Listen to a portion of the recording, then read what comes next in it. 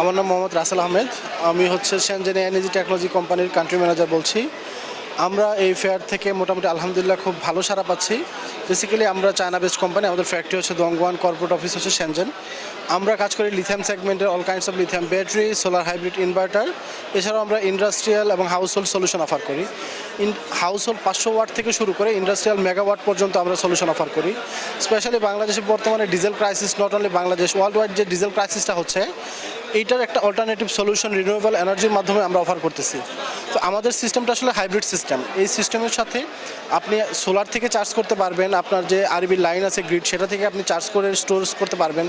Plus হচ্ছে যে আপনাদের যে ফ্যাক্টরিতে এক্সিস্টিং ডিজেল জেনারেটর আছে, সেই জেনারেটরটা আমাদের সিস্টেমের সাথে সিঙ্ক্রোনাইজ করতে পারবেন।